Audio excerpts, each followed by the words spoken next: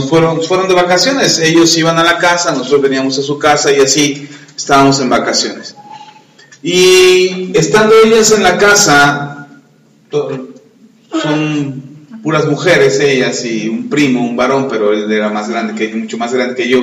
Entonces así como que yo convivía con él, no, ya de hecho vine a convivir con él cuando yo me vine a estudiar acá a México. Pero con mis primas sí convivía, porque eran de mi edad, más o menos, años más, años menos. Y entonces ellas cuando se quedaban a dormir en la casa, en la noche, en ese afán de practicar la tradición y la liturgia católica, pues en la noche ellas rezaban, y entonces rezaban el ángel de mi guarda. Y entonces yo estábamos en la misma habitación, mis hermanas, mis primas y yo estábamos en la misma habitación, y ellas rezaban el ángel de mi guarda. Y entonces yo las oía, y se oía bonito. Dice, ¿está bonito eso?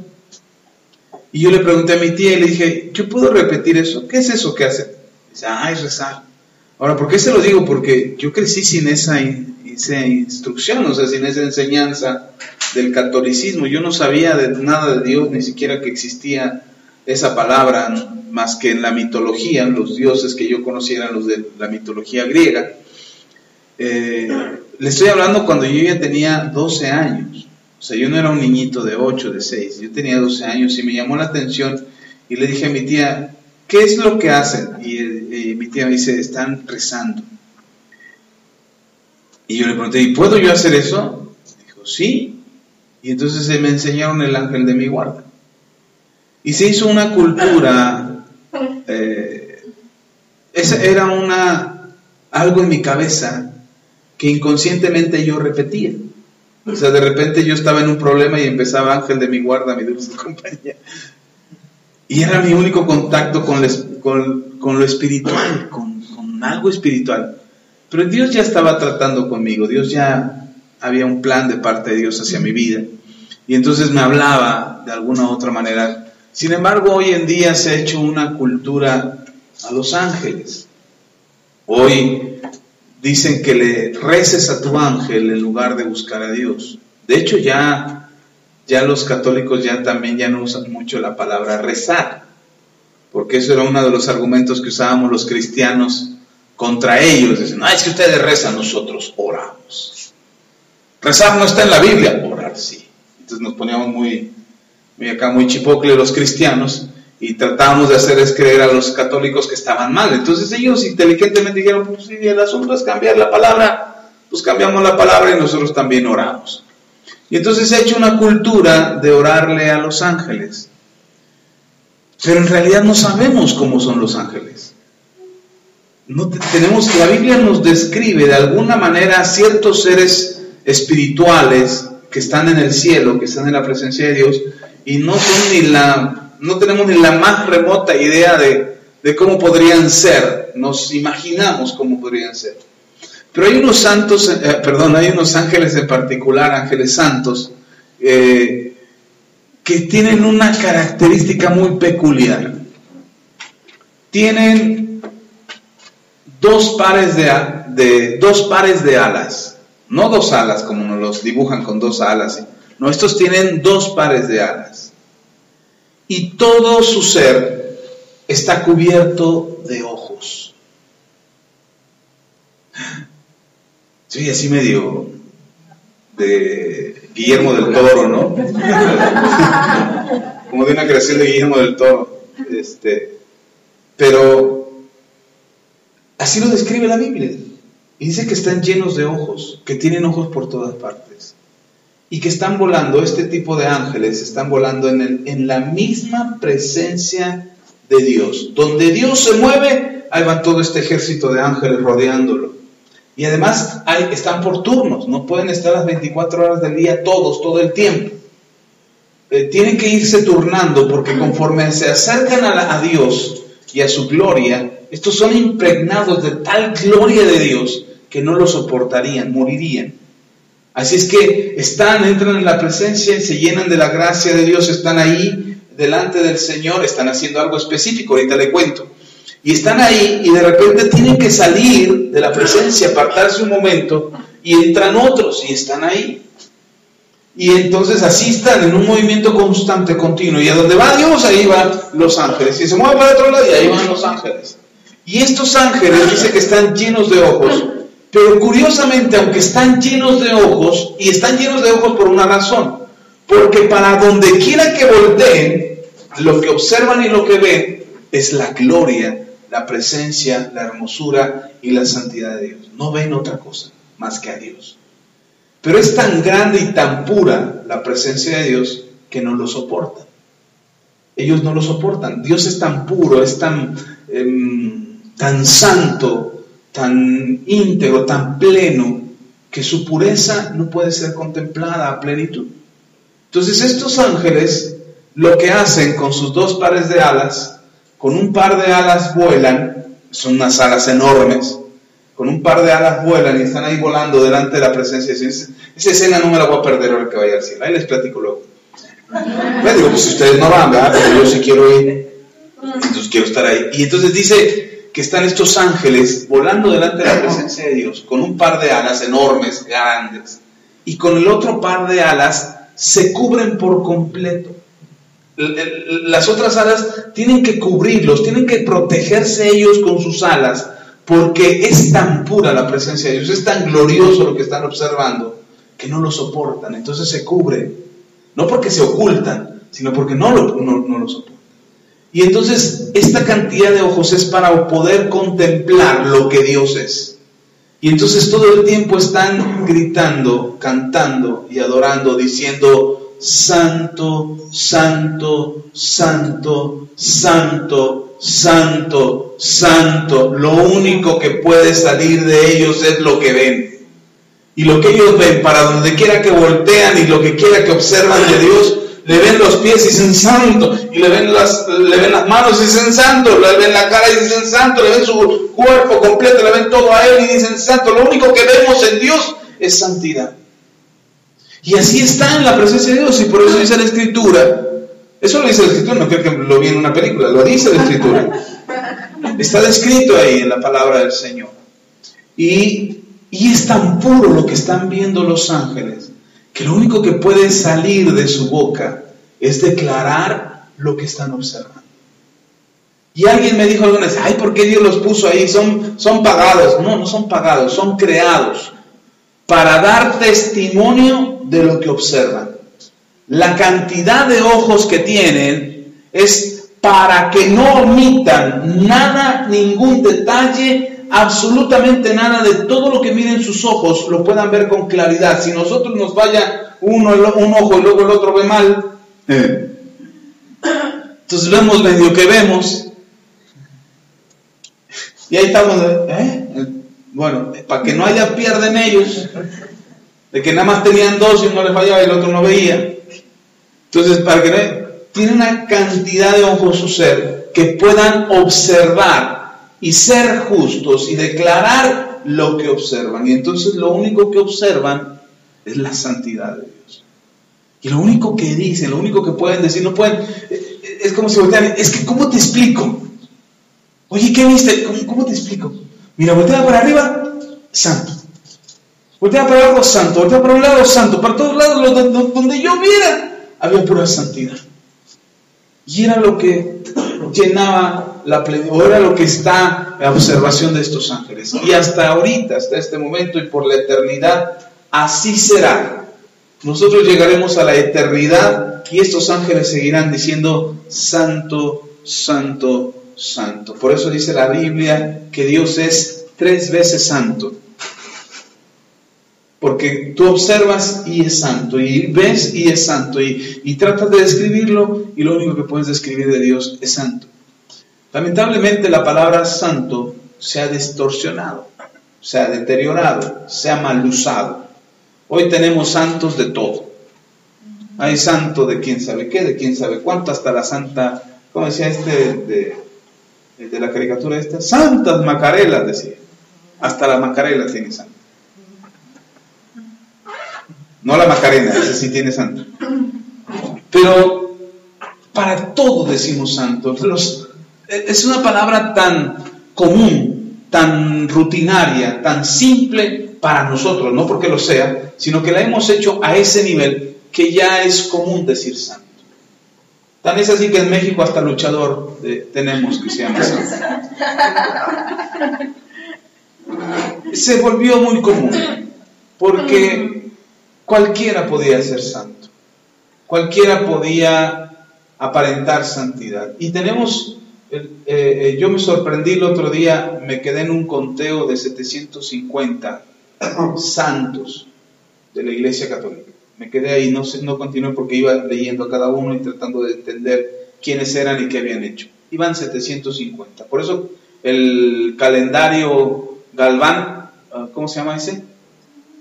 Calendario, no me acuerdo, tiene un nombre más largo, pero ese calendario, en cada día hay 1, 2, 3, 4 santos por día, al que se celebra en particular. Los santos grandes, lo que se conoce como santos grandes, o los santos patronos, son los que tienen, es un santo por día. No puede haber otro santo ahí, no entra ningún otro santo más que ese santo. Y entonces es al santo que se le da prioridad. Pero existe, usted revisa en un calendario que traiga las celebraciones, los días festivos, y vendrán que vienen un santo o 2 o 3 por día. Entonces se volvió común llamar santo a cualquier cosa, o a cualquier gente, o a cualquier persona. Pero la santidad no es algo común. Por eso hablamos y empezamos a hablar hace 8 días de lo sacro y lo profano. Les decía que era sacro, es lo que tiene que ver con lo santo, y lo profano es todo lo contrario, aquello irreverente que está en contra de lo santo. Y entonces, hablando de eso, continuando con lo que hablamos hace 8 días, de ese fuego extraño que trajeron Nadab y Abiú ante el altar, y que presentaron un fuego extraño, un incienso, no ni siquiera en el altar, sino en el incienso que prendieron, lo prendieron con un fuego extraño. Y hablábamos de eso hace 8 días y quedamos en eso. Pero quiero llevarles ahora, para concluir este tema, a Primera de Pedro. Si usted puede abrir su Biblia, en Primera de Pedro, capítulo 1, y considerando estos ángeles, que son santos también, fueron creados, todos los ángeles, todos, absolutamente todos los ángeles, fueron creados antes que el ser humano. Primero fueron creados los ángeles y después fueron creados los seres humanos. Y de hecho la Biblia describe que los seres humanos somos un poco menor a los ángeles. En creación, en diseño de creación y en la forma en que Dios nos formó, los ángeles tienen un diseño superior a nosotros. Jerárquicamente, espiritualmente, ellos son superiores a nosotros. Nosotros, si hubiera un ejército, digamos, Dios es el comandante supremo y vendrían los rangos, y después de todos los ángeles, serafines, querubines, arcángeles, después de todos ellos, que son seres creados por Dios, que están descritos en la Biblia, no fue el que se inventó la telenovela esta de Serafín, que inventó a los serafines, no, ya existen los serafines, en Dios en su creación, los formó. Después de todos estos seres espirituales, aparece el hombre, y después del hombre, toda la creación, animales, plantas, todo lo que existe. Pero primero está Dios, después todos estos seres espirituales, ángeles, arcángeles, querubines, serafines, todos ellos, y después está el ser humano, y después el resto de la creación. Ese es el orden creacional de Dios, incluso es el orden jerárquico. ¿Quién es la cabeza de la creación? El hombre. Dios puso al hombre como cabeza de la creación. Ustedes pueden leer en Génesis capítulo 1, donde dice Dios al hombre que se enseñoree sobre toda la creación, que gobierne, que se multiplique. Esa es la responsabilidad del ser humano. Sin embargo, esta posición de autoridad la perdió el ser humano cuando pecó. ¿Cuándo perdió esta posición? Cuando pecó. El ser humano peca, Adán y Eva pecaron delante de Dios, y esta posición de autoridad que tenía sobre toda la creación la perdió. Por eso Satanás tomó esa posición, se enseñoreó sobre toda la creación y se autonombró a sí mismo el príncipe de este mundo. Por eso el Señor Jesús describe que Satanás es el príncipe de este mundo. Ojo, eso sucedió, por eso Jesús lo dijo, porque todavía Jesús no había ido a la cruz. Eso sucedió hasta que Jesús fue a la cruz. Y entonces en ese momento dice la Biblia que Jesús, durante los 3 días que nosotros no supimos nada de él, bueno, que nosotros no porque no estábamos ahí, pero los discípulos estaban llorando por la muerte de nuestro Señor Jesús. 3 días dice que estuvo en el sepulcro. Durante esos 3 días dice la Biblia y describe, por eso usted tiene que leer la Biblia, hermano, para que se entere. Dice la Biblia que Jesús, mientras esos 3 días aquí en el mundo estaban llorando su muerte, Jesús subió al Padre y descendió al Hades. En ese tiempo que nosotros, aquí los discípulos estaban llorando, ¡ay, ya se murió el maestro! El Señor Jesús estaba trabajando en lo suyo. Estaba retomando la posición de orden y de autoridad que el hombre perdió por causa del pecado. ¿Sí está conmigo? Adán y Eva pecaron, Satanás se enseñorea de toda la creación, incluso del ser humano, y toma autoridad en este mundo. Entonces Jesús viene, toma autoridad, muere en la cruz. Satanás piensa que lo ha derrotado, y para sorpresa de Satanás, mientras él estaba en su fiesta allá en el infierno, se levantó, derrotamos al Hijo de Dios, ahora sí vamos a ser dueños de toda la creación. Y entonces en ese momento Jesús asciende al Padre, el Padre lo glorifica, desciende al infierno, y en el Hades dice la palabra que le arrebata las llaves a Satanás, las llaves del Hades y de la muerte. Satanás tenía autoridad para decidir qué hacer con la vida de los seres humanos. Tenía esa autoridad y hacía lo que se le daba su regalada gana. Entonces aparece Jesús, le arrebata las llaves, y le arrebata me comí una doble L, es que ya tengo hambre. Y le arrebata las llaves y dice que después de esto, después de arrebatarle las llaves, él se presenta primero con el Padre. Dice, Señor, aquí estoy, Padre, hice lo que me pediste, obedecí hasta la muerte y muerte de cruz, aquí estoy. Y entonces el Padre le entrega autoridad y dice, ahora ve y toma el control de toda la creación, de todas las cosas. Satanás no se lo espera, Jesús desciende, le arrebata la autoridad que Satanás tenía, y entonces ahora sí se presenta en un cuerpo glorificado y resucita el tercer día. Cuando Jesús resucita, Satanás perdió toda autoridad, toda. Por eso se le encanta engañar a la gente haciéndole creer que tiene autoridad. Y entonces le hace ¡bum! Le dice Mufasa, y usted soy el diablo. ¡Ay! Y le tiene miedo.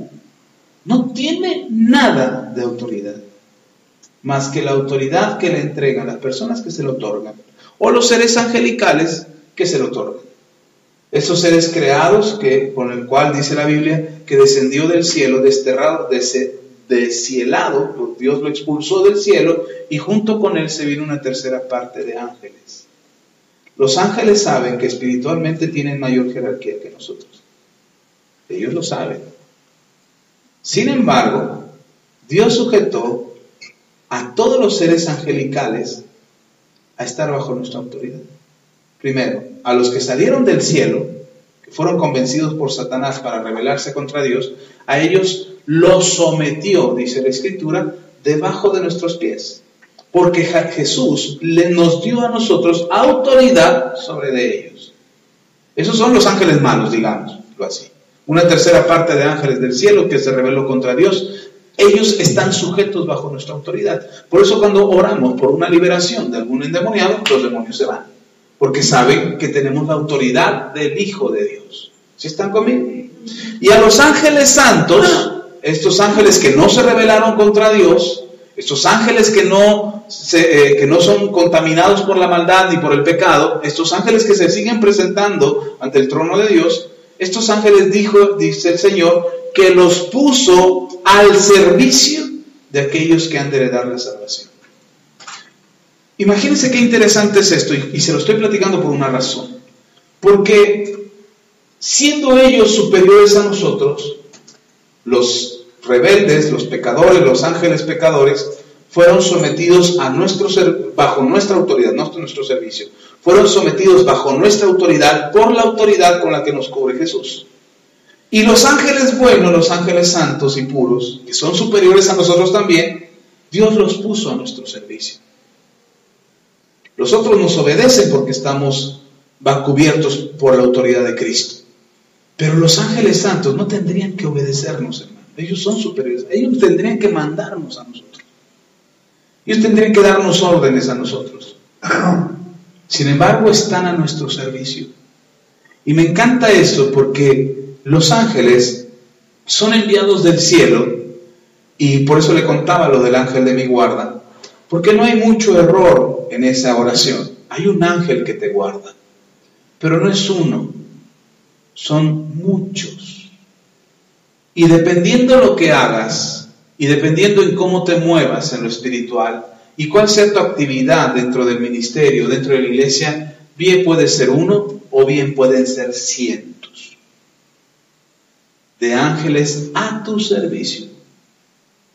Y por eso nosotros, cuando nos acercamos a Dios, los ángeles de Dios solamente están esperando que tú hables. Los ángeles santos de Dios están esperando que tú hables, que tú digas la palabra, que tú declares por fe, que declares conforme a la voluntad de Dios. Ahora, si tú le dices a tus ángeles, ángeles, vayan y destruyan, el ángel se te queda mirando y dice, eres un inmaduro todavía. No sabes de qué espíritu eres.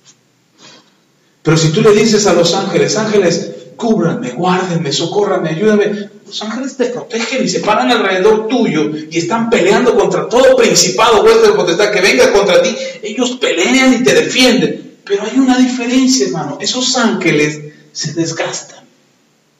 Ellos no son fuente de santidad y de pureza. Ellos son creación como nosotros. Nosotros no somos fuente de santidad y de pureza. Nosotros no somos santos porque de nosotros brote la santidad como brota de Dios. ¿Se acuerda que le platiqué? Que los ángeles lo único que pueden decir es santo, santo, santo. Porque eso es lo que sale de Dios. Santidad y pureza. Nosotros no somos fuente de eso. Los ángeles tampoco lo son. Por eso Satanás se rebeló contra Dios. Y cuando salió del cielo, lo único que se trajo Satanás del cielo, además de una tercera parte de ángeles, lo único que se trajo fueron los dones que Dios ya le había dado. Pero ni pureza, ni santidad, ni poder tiene Satanás. Lo perdió, porque ya no tiene acceso a la fuente de esa pureza y de esa santidad. En cambio, los ángeles santos que pelean por ti, tus batallas espirituales, que te están dando ánimo, cuando tú vas en tu cama y te deprimes y dices, ay, no quiero vivir. Ahí están los ángeles peleando por ti, tratando de repeler todo espíritu de depresión, de soledad, de angustia, de dolor. Ahí están los ángeles echando fuera todas esas cosas. Pero cuando tú dices, ya no quiero vivir, el ángel como que se retrae, como que no hay razón para seguir peleando. Sin embargo, el Señor dice, pelea por él, porque están al servicio y al cuidado de aquellos que han de heredar la salvación. ¿Sí está conmigo? Pero es tanta la lucha y el desgaste que viven y el desgaste que enfrentan, que tienen que partir de aquí de la tierra y volver al Padre, y vuelven a entrar delante del Padre y se vuelven a revestir. Ellos entran en adoración delante del Padre y se vuelven a revestir, como que se vuelven a cargar las pilas y se llenan de la gloria de Dios, y otra vez vuelven y descienden a pelear a favor nuestro. Esto que le acabo de explicar es necesario que usted lo sepa, porque ni los ángeles ni nosotros somos fuente de santidad. La santidad no nace de nosotros, no fluye de nosotros. La santidad no es algo que tú dices, ay, voy a ser santo, y de repente ¡pum!, cambias y empiezas a echar luz por todos lados y te sale una aureola y hasta alas y empiezas a flotar. Ahora soy santo. Podrás ser santo solo si te pones la máscara del santo, pero no porque de ti brote la santidad. Eso no es así, no fuimos creados como una fuente de santidad. Nosotros necesitamos ir a la fuente, así como los ángeles necesitan entrar a la presencia de Dios para volverse a llenar de la santidad de Dios y volver a salir de su presencia y cumplir con la encomienda y con la batalla o con la lucha o con el servicio que tengan que hacer para los hijos de Dios, aquellos que hemos de heredar la salvación, tienen que vestirse de esa santidad. Ellos mismos, por sus propios méritos, no podrían. Si está conmigo, necesitan esa fuente de santidad que es la misma presencia de Dios. Nosotros igual. Nosotros no somos santos porque te propongas ser santo. Nosotros somos santos no porque dices, ahora sí, ya me voy a portar bien, voy a ser un pan de Dios y pones cara de ángel y ya voy a ser bueno. No por eso eres bueno, ni por eso eres santo. Tú eres santo y eres bueno porque entras también a la presencia de Dios. Si no, no va a cambiar nada. Y hablábamos hace 8 días de lo santo, de lo sacro y de lo profano. Y hablábamos precisamente de que podemos venir delante de Dios y tratar de hacer lo que se nos dé la gana, pretendiendo hacer algo agradable para Dios, pero en realidad no hacer nada agradable, al contrario, profanar lo santo. Y de repente se vuelve tan común lo santo, se vuelve tan cotidiano, tan rutinario, que ya no nos importa. Oramos porque tenemos que orar. Oramos porque pues no queda de otra, porque el pastor dice que hay que hacerlo, porque no me quiero ver mal delante de los demás cristianos, que ellos sí oran y yo no oro, y entonces hago como que oro. Y ahí estoy, hasta me pongo de rodillas y ahí levanto mis manos, pero en realidad mi corazón no está en la oración. En realidad solamente estoy simulando que estoy orando. Y eso para ser visto de los hombres. Nada más. O leo la Biblia porque pues no encontré nada más que leer, más que la Biblia, y para que me duerma, la agarro como somnífero y leo la Biblia. Y entonces vemos lo santo, lo vemos como rutinario, como cotidiano, como algo cualquier cosa. Y empezamos a menospreciar lo santo. Y no valoramos. Les platicaba hace 8 días que el pueblo de Israel tenía una columna de fuego en medio del campamento. Y se les había vuelto tan común, hermano. Era como cuando tú llegas a la casa y lo primero, o cuando estás en la casa y te estás durmiendo y lo primero que haces, te levantas al baño. ¿Qué es lo primero que haces cuando te levantas al baño? Prendes la luz. No, pastor, yo no la prendo. Préndala para que le atine, hermano. Y dice, es que pastor, no hay que prenderla. No, sí, lo primero que haces necesitas prender la luz. Llegas a tu casa y está oscuro, prendes la luz. Pero se vuelve tan rutinario que te da lo mismo que la luz esté prendida o no. Que te da lo mismo gastar luz o no. Que te da igual dejar prendido un aparato. Déjalo prendido, no importa. ¡Ay, hay luz, hay luz!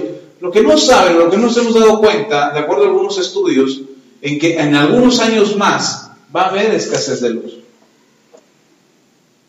Nos bañamos. ¿Cuántos se bañan? Presúmanme si se bañan o no. ¿Cuánto se tardan bañándose? ¿Cuándo se tardan bañándose? ¿5 minutos? Ajá. 10 minutos. 20 minutos. ¿Sabes cuál es el tiempo correcto para bañarte? 4 minutos. Ese es el tiempo correcto para bañarte. Rápido, te metes, te bañas, te enjabonas rápido, te das la otra pasada y tienes que salir en 4 minutos. Cerrar la llave. Decimos, ay, pastor, apenas en 4 minutos estoy buscando qué canción voy a cantar. Y ahí estás pensando, cuál canto. Y ahí estás pensando lo que te mojas y te mojas. ¿Por qué hacemos eso? Porque si abres la llave, hay agua. ¿O no? Pero ¿qué tal? Yo me acuerdo cuando vivíamos, mi esposa y yo vivíamos en la Magdalena Contreras. Vivíamos hasta allá, lejos. Yo sé que pasó Dios por ahí porque creación, pero a veces lo dudaba. Y vivíamos hasta allá.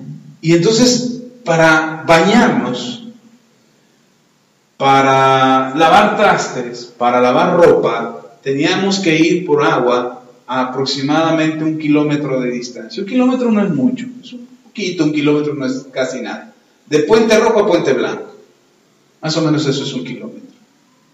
Y entonces teníamos que ir de la casa a la llave, era una llave de paso, una llave de nariz, de esas que abres y sale el chorro de agua. Y poníamos nuestras cubetas ahí a llenar. En aquel entonces mi esposa estaba embarazada de David. Así es que yo era el que iba por el agua. Entonces yo llegaba a las 6 de la tarde, 7 de la tarde del trabajo, y a esa hora me decía Ceci, oye amor, ya no hay agua. Si yo qué culpa tengo, ¿para qué te la acabas? ¿No? Dice, no, ya no hay agua. Y es que hay que lavar la ropa. No, y luego para acabarla, hermano, ahí donde vivíamos, el suelo no tenía pavimento, era tierra suelta. Y entonces los trastes se llenaban de tierra, las colchas se llenaban de tierra, la ropa se llenaba de tierra. Y a mi esposa nunca le ha gustado eso. Entonces lavaba la ropa 3 veces a la semana, los trastes los lavaba 2 veces al día, los mismos. Y ella se bañaba, y entonces yo tenía que llenar unos tambos de agua. Entonces cuando ella se bañaba, yo me decía, pones mi agua a calentar. Y yo, sí, porque yo tenía que cargar la cubeta pesada, ella no la iba a cargar. Y entonces yo cargaba la cubeta pesada, y entonces la llevaba al baño y se la ponía. Y yo decía, pero con una cubeta. Es que es poquita, no, con una cubeta. Porque yo sabía lo que me costaba ir por una cubeta de agua. Y cuando lavaba los trastes decían, usa menos agua, ¿no? Déjalos con tierrita, no importa, yo me la como. ¿Sabes que necesito enjuagar los trastes? No los enjuagues, así le sóplale. Y ya, se le va la tierra. Porque yo sabía lo que me costaba ir por agua. Entonces, cuando tienes las cosas tan cotidianamente, tan fácilmente, no valoras. Hoy los chavos está fácil. Yo me acuerdo cuando hacía tarea antes, había que ir a la biblioteca, leer 2, 3 libros, había que hacer todo a mano, o en la máquina de escribir, era un martirio escribir en máquina de escribir. Porque donde te equivocaras, hermano, y si te equivocabas en el último párrafo, te dabas de golpe, tonto, porque ya al final.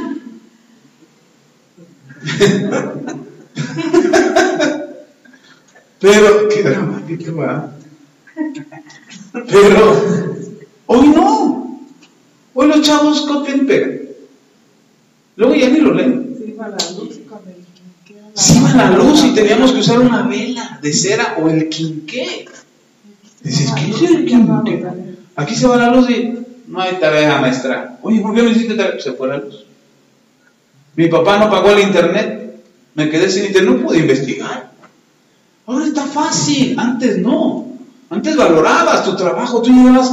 Ahora yo veo las tareas de repente de mis hijos que están ahí en el escritorio botadas por allá y luego dice, oye, ¿esta no es tu tarea? Ah, sí, y van y la guardan. No, antes terminaba la tarea y la llevabas así, nadie la tocara, porque te había costado hacerla. Y no era de que el maestro la veía y, sí, está bien. No, ahora la lee. ¿Para qué me la deja? La tiene que leer. Y el maestro tenía que chutarse la tarea. Ahora no, nada más ve que lleve el título correcto, no importa lo que le pegues. Y ya, te la califica. Pero antes valorabas más las cosas. Y esta cosa de simplificar y de abundancia nos ha hecho tener una cultura de que no importa tanto. Por eso no nos importa tanto a veces la presencia de Dios. Venimos a la iglesia y no es lo mismo estar aquí en la casa del Señor. Yo le decía el martes a los hermanos, si el Señor estuviera aquí presente, que lo está, por si no lo sabían, pero si el Señor estuviera y se manifestara de manera que lo vieras y te dijera, hijo, tengo una encomienda para ti, hija, tengo una encomienda para ti, ¿lo harías? ¿Aceptarías ese desafío? Que el Señor te dijera, hijo, tengo un desafío para ti.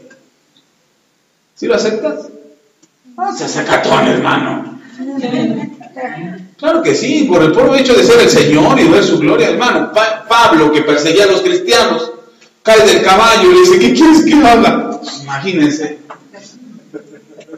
Ahora usted que es cristiano y que el Señor le diga, tengo una encomienda para ti, sí, Señor, lo que tú me digas, sí, Padre, sí, amén, amén. Empiezas a hacer todo lo necesario con tal de que el Señor te tome en cuenta o te perdone. Pero cuando el Señor te dijera eso, te encomendara algo, seguramente lo harías. Dirías, es que el Señor me lo pidió. Oye, ¿por qué estás haciendo? Porque el Señor me lo pidió. Oye, ¿por qué vas hasta allá? Es que el Señor me lo pidió.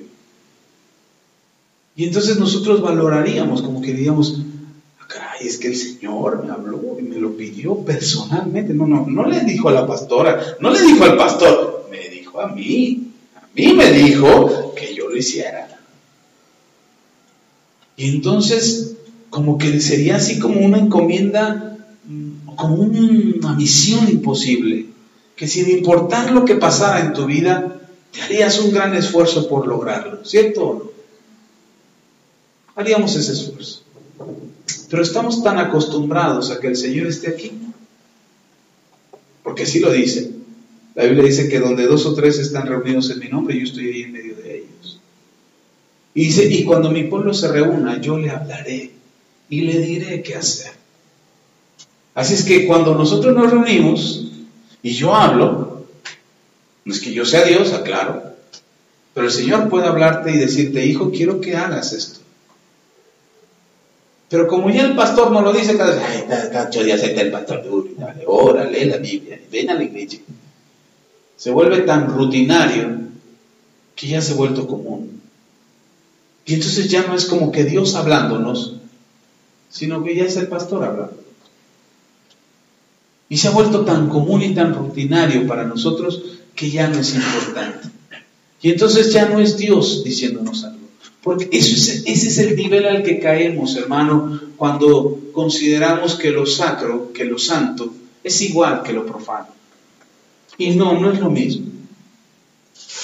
Si Dios está aquí, si el Señor está aquí, y en cada palabra que tú escuchas, que oyes, que te confronta, que te desafía, que te incomoda y en algunas ocasiones, otra vez el pastor está hablando de lo mismo, ya que le cambie, y te incomoda, no es precisamente que sea el pastor el que te está hablando.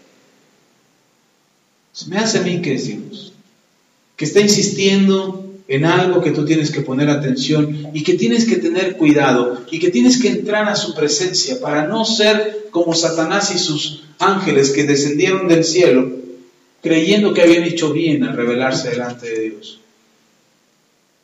y que decidieron prescindir, que dijeron, no importa, oye, pero ya no vamos a entrar a lo santo de Dios, no importa, oye, pero ya no vamos a ver la gloria de Dios y la hermosura de Dios, no importa, vámonos, ya me caigo gordo. Una eternidad viéndolo ahí es insoportable. Y entonces ahora lo único que tienen es a ver a Satanás. Y cuando vienen a ver a Satanás, dice la Biblia que toda la hermosura que tenía le fue quitada. Y que ahora es horrible. Espantoso, dice. Entonces ahora los ángeles, cuando antes lo veían en el cielo, decían, ¡ay, Lucifer, qué bonito te ves hoy! ¡Qué corte de cabello que traes tan precioso! Y el otro le hacía, sí. Head and shoulders. Y ahora lo ven y dicen, ¡ay, man! Ábrete la boca por lo menos, esta calle huele a infierno.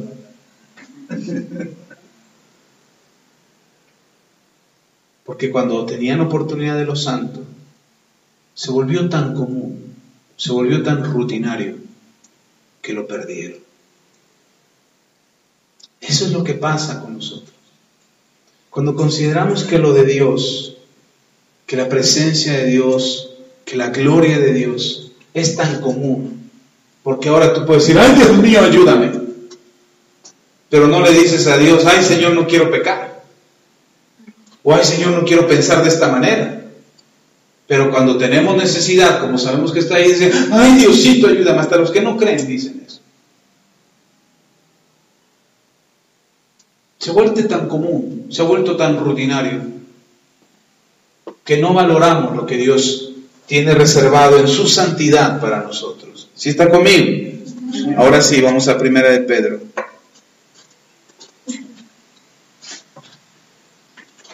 Capítulo 1. Vamos a leer el versículo 13 al 19. Primera de Pedro, capítulo 1, versículo 13 al 19. Y dice la palabra del Señor: por tanto, ceñid los lomos de vuestro entendimiento, sed sobrios y esperad. Primera de Pedro, capítulo 1, versículo 13. Otra vez.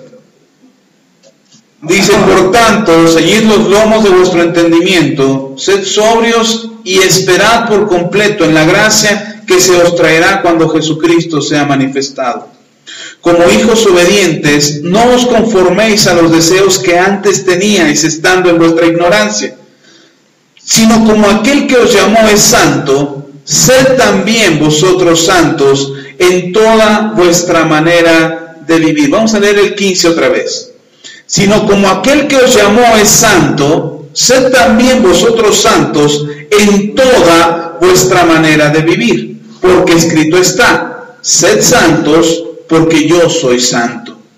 Y si invocáis por Padre aquel que sin acepción de personas juzga según la obra de cada uno, conducíos en temor todo el tiempo de vuestra peregrinación, sabiendo que fuisteis rescatados de vuestra vana manera de vivir, la cual recibisteis de vuestros padres, no con cosas corruptibles como oro o plata, sino con la sangre preciosa de Cristo, como de un cordero sin mancha y sin contaminación. Amén. Amén. Este mismo pasaje, pero déjeme leérselo en la Nueva Versión Internacional para tener una mejor comprensión. Las palabras que usa la Nueva Versión Internacional es un lenguaje más común, más coloquial, más de ahora. Y en cambio la Reina Valera, que es la versión que comúnmente tienen todos ustedes, es un lenguaje un poquito más antiguo, que usa el visteis, oísteis, entonces algunas palabras que quizás no nos quedan muy claras. Pero quiero leerle la Nueva Versión Internacional, es el mismo texto, es el mismo pasaje, pero una versión diferente. Dice la palabra del Señor: por eso, dispónganse para actuar con inteligencia, tengan dominio propio. Pongan su esperanza completamente en la gracia que les dará cuando se revele Jesucristo. Como hijos obedientes, no se amolden a los malos deseos que tenían antes, cuando vivían en su ignorancia. Más bien, sean ustedes santos en todo lo que hagan, como también es santo quien los llamó. Pues está escrito, sean santos porque yo soy santo. Ya que invocan como Padre al que juzga con imparcialidad las obras de cada uno, vivan con temor reverente mientras sean peregrinos en este mundo. Como bien saben, ustedes fueron rescatados de la vida absurda que heredaron de sus antepasados. El precio de su rescate no se pagó con cosas perecederas como el oro o la plata, sino con la preciosa sangre de Cristo, como de un cordero sin mancha y sin defecto. Es el mismo texto, pero el apóstol Pedro hace énfasis en una cosa, en que seamos santos.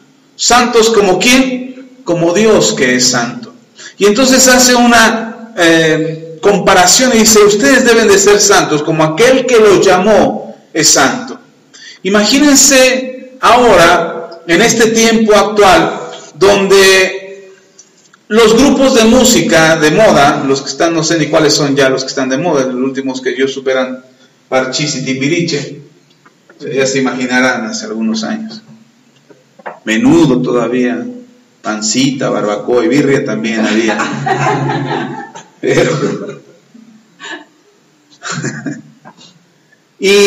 imagínense un grupo que quiere cantar música pop. Y entonces contrata en la batería a un rockero metálico, de esos que revientan la batería con 2 trancazos. Y contratan también en las cuerdas a un integrante de un trío, que son buenos con los requintos. Este es bueno con el... Llaman a Chamín Correa, que apenas si puede ya con los dedos, pero le dicen él que toque el requinto. Y entonces... Y luego llaman al del teclado, llaman a un A Richard Kleiderman llaman para que toque ahí en el teclado, y luego llaman de vocalista a Maluma, y en algún otro instrumento llaman a uno de los Tigres del Norte con el acordeón, y dicen, vamos a tocar música pop.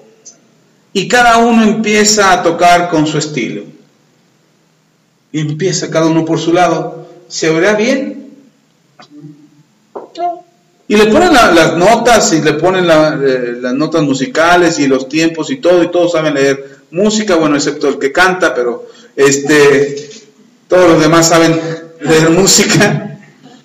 Y no me cae. Le estoy haciendo mucha propaganda, ya no tengo que hacer propaganda. Y entonces empiezan a tocar, y aun cuando tienen la música escrita con notas y acordes, finalmente ellos le van a impregnar un poco del estilo del que están acostumbrados a tocar. Si ellos quieren, si el que organiza este grupo espera que suene bien conforme a lo que se compuso y a lo que se escribió en la canción que se espera que ellos toquen, ellos tendrían que despojarse de su estilo para tomar un nuevo estilo.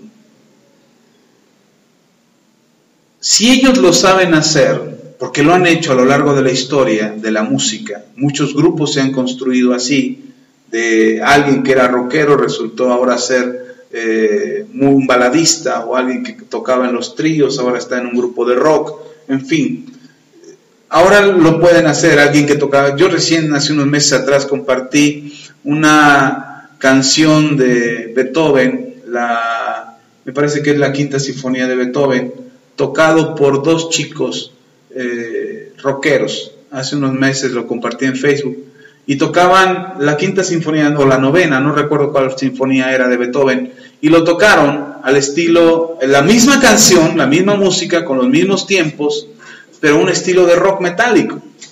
Y se oía impresionante, la verdad. Dije, wow, este Beethoven que era rockero, porque tiene una sincronía, una música, unos acordes que quedaban muy bien, solo con una batería y una guitarra eléctrica.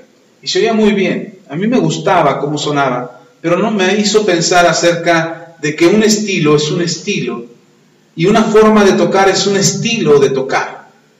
Lo mismo es en la vida. Tu estilo de vida es el tipo de vida que te vas a tocar, es el tipo de vida que te vas a construir. Tu estilo de vida es lo que te vas a formar. Por eso el apóstol Pedro dice, si ustedes deberían de hacer algo, es vivir como aquel que los llamó. Ser santos como aquel que los llamó. El que los llamó es santo, entonces deja de tocar tu rock, deja de tocar tu balada, deja de tocar tu música y empieza a tocar la música de Dios, empieza a tocar con el estilo de Dios. Y la mayoría de la gente piensa, pero es que ¿cómo voy a perder mi identidad? Así soy. Es precisamente lo contrario. Tienes que encontrar tu identidad. Ahora tienes una nueva identidad, ahora eres hijo de aquel que te llamó. Y como hijo de aquel que te llamó, tienes que vivir como aquel que te llamó. Nos cuesta mucho trabajo hacerlo, porque lo primero que pensamos es en nosotros mismos. Y decimos, pero es que no quiero, es que no me gusta, es que esa forma de vida no me gusta. Y realmente no conocemos ni siquiera del estilo de vida del que Dios nos está hablando. Porque creemos que ser santo es una persona, ser una persona santa es ser una persona religiosa. Y nada que ver, no es lo mismo ser santo que ser religioso. Pero la iglesia tradicional, la iglesia católica nos ha hecho creer que una persona religiosa es aquella a la que ellos nombran santos, ¿o no? Ahí está San Agustín, la Madre Teresa de Calcuta, hasta Juan Diego ya es santo, hermano. Y ya lo hicieron santo y dijeron, este sí es santo porque, híjole, ¿cómo hizo lo que la Virgen le pidió? Pero la misma iglesia católica ya salió a decir desde hace muchos años, no apenas, no ayer, hace muchos años salieron a decir, y ahorita lo están retomando otra vez, que lo de Juan Diego y lo de la Virgen fue un invento de aquí, de los mexicanos. Es que se lo inventaron ellos. Y dicen, ahora ya salieron otros, no, es que está confundido el que lo dijo, ya está viejito este sacerdote católico que lo dijo.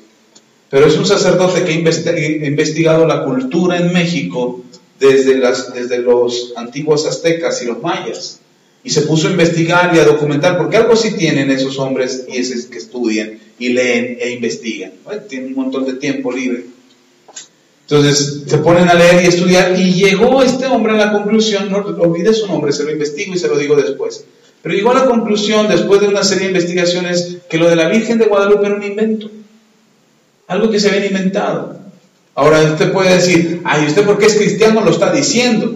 Para tirarle a los católicos. No lo digo yo, lo dijo un sacerdote católico.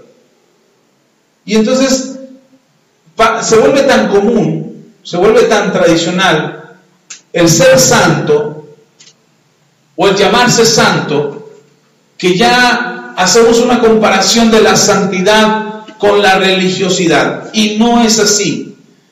Santidad no es lo mismo que religiosidad. Santidad tiene que ver con Dios y con una de las características principales que a Dios lo distinguen, su santidad. Ahora ya cualquiera se le llama santo, ya cualquiera se le nombra santo, y entonces esperamos que tenga mérito aquel, como la Madre Teresa de Calcuta, esperamos que sea santo como ella para nombrarle santo, y que tenga tantos méritos y tantas obras como ella para que sea santo. Y no le hablo de la Madre Teresa de Calcuta porque me decía, ay, todo contra los católicos. No, pero lea, investigue. No se quede con la primera idea, investigue acerca de lo que lee. Hace poco descubrí algo de Martín Lutero que me asustó. Dije, wow, Martín Lutero no era tan santo como decía. Tiene su historia. Sin embargo, fue uno de los principales precursores que debatieron el catolicismo y la fe que hoy nosotros, ustedes y yo profesamos. No es que nosotros creamos en Martín Lutero, pero le dio puerta y cabida a la fe que profesaba la iglesia del primer siglo, como Pedro, como Pablo, como Juan, como ellos que profesaron una fe distinta a la que cultivó o estableció la iglesia católica como oficial. Y Martín Lutero fue uno de los que dijo, no es así como dice la iglesia católica, tiene que ser como dice la Biblia. Y fue el primero que confrontó a la iglesia católica. Bueno, no el primero, fue como el tercero, pero fue el más público que pudo confrontar a la iglesia católica. Y dio pie a lo que hoy conocemos como el protestantismo, o los cristianos evangélicos, o los cristianos que hoy nos reunimos a leer la palabra del Señor, a diferencia de los católicos. Pero sin embargo no fue tan puro y tan santo como muchos años yo creí que lo había sido. Cometió muchos errores, bendito sea Dios, se arrepintió a tiempo, hizo muchas cosas que no estuvieron bien, pero finalmente se arrepintió a tiempo y el Señor lo perdonó. Pero mucha gente idolatraba a Martín Lutero y dice, no, Martín Lutero, el padre del protestantismo y el padre de la iglesia cristiana, y que él fue el que fundó el conocimiento, y lo exaltaron a lo mucho. Lo subieron, lo pusieron en un pedestal, era inalcanzable, y entonces cuando alguien quería ser cristiano dice, no, tienes que ser como Martín Lutero, que hizo y que padeció y que vivió y entonces uno le quedaba muy alta la distancia y decía, no puedo hacer eso, no puedo ser como Martín, no puedo ser como Martin Luther King, no puedo ser como Mahatma Gandhi, no puedo ser como tal o cual, no puedo ser como ellos, es muy alta la vara, no puedo llegarles, no puedo alcanzar ese nivel de espiritualidad o de vida consagrada. Porque nos enseñaron o nos dijeron que cierta espiritualidad o que cierta santidad se lograba a través de la religiosidad. Pero no es así. Porque todos ellos necesitaron de la ayuda de Dios, necesitaron de Dios. Ninguno fue santo por sí mismo. Ninguno hizo méritos que en verdad demostraran o ejemplificaran que ellos habían sido transformados a plenitud y que ya eran personas que prácticamente flotaban o andaban en un nivel espiritual mucho más allá de lo que nosotros conocemos. No fue así, todos ellos necesitaron de Dios, pero una cosa se propusieron, caminar de manera distinta y hacer las cosas de manera diferente. Pero a nosotros nos cuesta tanto trabajo porque la comparación con que hacemos, o la comparación con la que lo hacemos, es con ese estándar de santidad que nos han vendido, que una persona santa es una persona religiosa. La Biblia nos enseña, de acuerdo a lo que nos acaba de decir el apóstol Pedro, en esta escritura que leímos, nos dice que la santidad no es otra cosa más que dejar tu vieja manera de vivir y aprender a vivir en la nueva vida que Dios te da. de la forma en como Él dice que tienes que hacerlo. No como tú crees que tienes que hacerlo, no como a ti te pareciera que debería de ser, sino como Dios dice que tiene que ser.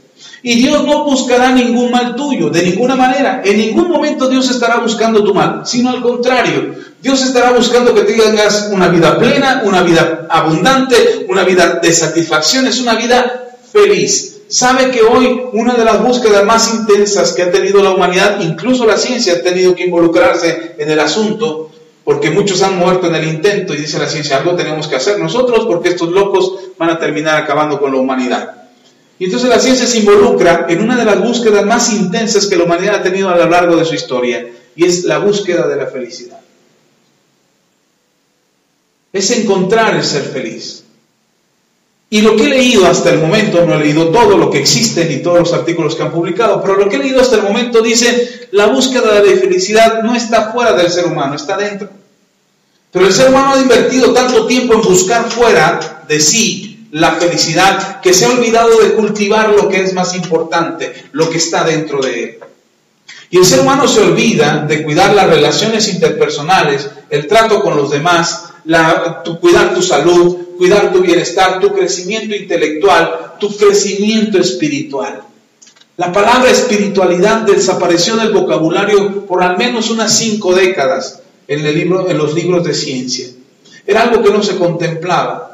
Aún cuando apenas lo leíamos con los hermanos que están estudiando el seminario de maestros, leíamos un escrito de Erich Fromm, uno de los principales precursores de la psicología, donde hablaba precisamente de la condición del ser humano y su condición espiritual, que el ser humano es un ser espiritual.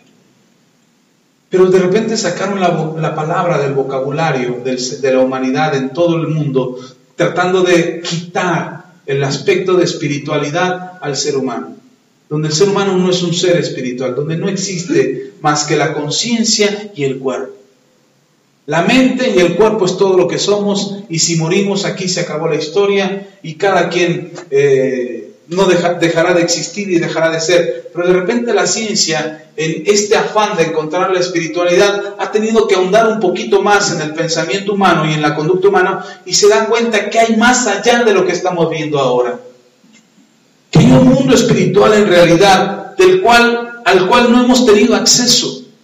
Y no hemos tenido acceso, cuando digo no hemos tenido acceso no porque nosotros no lo tengamos, me refiero a la humanidad en general. La humanidad no ha tenido acceso a este mundo espiritual porque no conoce el camino.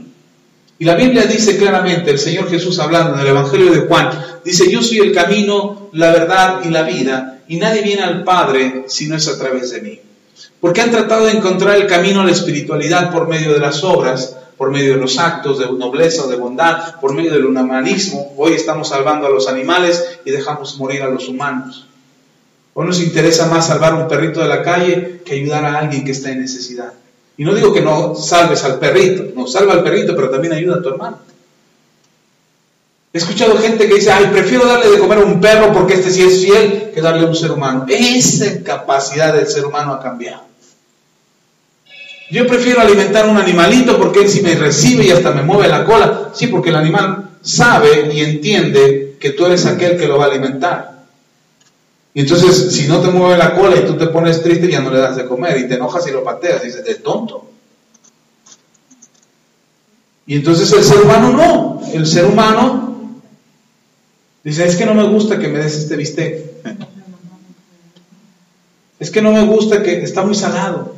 Todavía que te da de tragar, te pones así. A ver quién te da de comer. Y nos ponemos, porque está de por medio nuestros sentimientos y nuestra voluntad. Y entonces, pero es más fácil atender a un perro que no te va a decir nada, que igual si lo pateas, ahí sigue. Que igual que si lo abandonas, que igual te sigue buscando. ¿Se acuerdan? Yo lloraba con una canción que cantaba Pedrito Fernández, que decía, qué bello perro, qué noble animal. ¿Te acuerdas de esa? Yo lloraba, pobre perro, quién sabe qué viejazote se echó para buscar a su amo. Y dice, ese es un perro. Y yo agarraba a mi perro, tenía ahí, ¿verdad que tú me vas a buscar a donde yo me vaya? Cuando me fui de la casa, mendigo perro no me siguió. O sea, Dios después de la puerta y dice que te vaya, ¿Llevas para comer o te doy un poco de croquetas? Pero el perro no es tonto. Sin embargo, para el ser humano es más fácil ser humano con un perro, porque el perro no te va a protestar, porque el perro te va a aguantar, que ser humano con un humano. Porque entonces el humano te confronta, porque el humano te desafía, porque el humano, dice la Biblia, el rostro de un hombre se afila con el rostro de otro hombre. Tú vas a ser una mejor persona cuando estás de frente con otra persona, no cuando estás de frente con un perro. Por ejemplo, aquellos que dicen, ay, soy una mejor persona, rescaté un perro de la calle. No, ayuda a tu hermano. Ponte de frente con otro humano para que tu rostro se afile y seas una mejor persona. No eres una mejor persona porque ayudas a un perro. Dios bendito sea, tiene cuidado de esas bestias. Dice, ay, pero son abandonados y se están muriendo. No, hermano, le aseguro que comen algo. Aunque sea pañales con popó, pero se lo comen. Y si el Señor dice, ya me lo llevo. Y se los llevan. Y dicen, ay, atropellaron al perrito. Fíjese, el Señor se lo está llevando. Está terminando con su sufrimiento, porque los seres humanos no somos conscientes de nuestro entorno. No somos conscientes de que fuimos puestos a señorear esta creación que Dios hizo perfecta. Y entonces nosotros mismos estamos destruyendo la creación que Dios hizo. Pero Dios no te hace mejor persona porque rescatas un animal. Eso es algo que deberías de hacer como ser humano. Dios te hace mejor persona cuando te tratas con otra persona. Cuando conoces a alguien. Cuando tienes que lidiar con tu esposa y ponerte de acuerdo. ¿Y qué vamos a comer hoy, mujer? Ay, no sé, a mí no me gusta la grasa, no me gustan las tortillas, no quiero carne, quiero algo. Y te empiezas a imaginarte una pradera verde. Esta me va a llevar a comer pasto ahorita. Y te tienes que poner de acuerdo con ella. Y tienes que llegar a un convenio y decir, ok, está bien, hoy comemos ensalada, pero mañana echamos unos tacos de suadero. Y tienes que eso te hace mejor persona. No te hace mejor persona atender un perro, rescatar un perro. Eso deberíamos de hacerlo siempre, todos los días, cotidianamente. Ayudar a la creación, no contaminando, no tirando basura, no destruyendo lo que hay en tu entorno. Así deberías de actuar como ser humano. Pero para ser un mejor humano, Dios te puso otro ser humano a un lado. ¿Está conmigo o no? Entonces, como se vuelve tan cotidiano, tan rutinario, se vuelve tan común y se vuelve más fácil, o buscamos el camino más fácil, no nos gusta ser mejores hijos de Dios. Ahora, yo no estoy hablando de la gente que no conoce a Dios, yo le estoy hablando a usted que conoce de Dios. Los que no conocen a Dios, pues esperamos algún día puedan conocer al Señor. Pero estoy hablando a usted. Si usted es un hijo de Dios y se considera un hijo de Dios, deberíamos de cambiar nuestra actitud. Y dice el apóstol Pedro, deja tu manera de vivir. Tienes que despojarte de tu vieja naturaleza, de tu vieja historia. Y tienes que usar 3 elementos, con el que empieza en el versículo 13. Hay 3 elementos que necesitas para poder caminar en santidad. Santidad no es un acto de magia. No es que vienes al domingo a la iglesia, te presentas en el altar y dice, pastor, ore por mí, quiero ser santo. El pastor pone las manos, fuego cae del cielo, ¡fum!, te levantas transformado como un super saiyajin, echando luces por todos lados. No va a pasar eso nunca. Tienes que involucrar 3 actos en tu persona para poder caminar en santidad. Y no se me asuste, puede hacerlo. Necesitas entendimiento, dominio propio y esperanza. Y le vuelvo a leer el versículo 13 en esta versión internacional, nueva versión internacional, donde está más claro. Versículo 13 dice, por eso, dispónganse para actuar con inteligencia, tengan dominio propio y pongan su esperanza completamente en la gracia que les dará cuando se revele Jesucristo. 3 cosas necesitamos. Inteligencia o entendimiento, como quiera usted decirlo.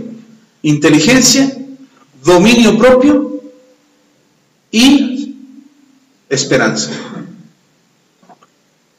Yo les dije a mis hijos, hablando de inteligencia, les dije a mis hijos, háganme un letrero, ya se los platiqué, háganme un letrero en una hoja, con letras como ustedes quieran, y péguenlo en su recámara, donde lo vean todos los días. Y todos los días entro a su recámara a ver si todavía existe el letrero. Y ahí está. a veces escondido entre trapos y papeles, pero ahí está el letrero. Y el letrero dice solo así, 2 palabras: sentido común. Es todo lo que dice. Y la verdad es que lo necesitaríamos todos. Si le falla el sentido común, hágase este letrerito y póngalo en su casa, donde lo vea. Y use su sentido común. ¿Qué es el sentido común? Es tu sentido natural, hermano. Es aquel prácticamente, es casi tu instinto de supervivencia. Si no sabes nadar, ¿te avientas al agua? No. ¿Cuántos se han aventado al agua sin saber nadar?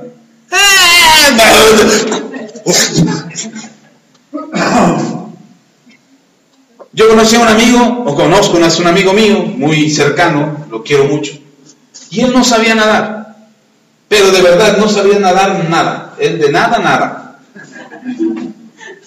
Y nos íbamos a la alberca cada 8 días, íbamos a un deportivo que tenía alberca, cancha de tenis, cancha de frontón, básquetbol, un montón de canchas. Nos íbamos a un deportivo ahí cerca en la ciudad donde vivíamos, y toda la juventud del fin de semana era irnos el sábado al deportivo. En aquel tiempo, hermano, yo no tenía panza, yo me sentaba en la silla con mi abdomen de lavadero, ahí en la alberca, orilla de la alberca, y me ponía así, para que me vieran las chamacas que tenían mi abdomen de lavadero. Ya no. Ahora me voy al río y me pongo, mire, ese señor está lavando ropa.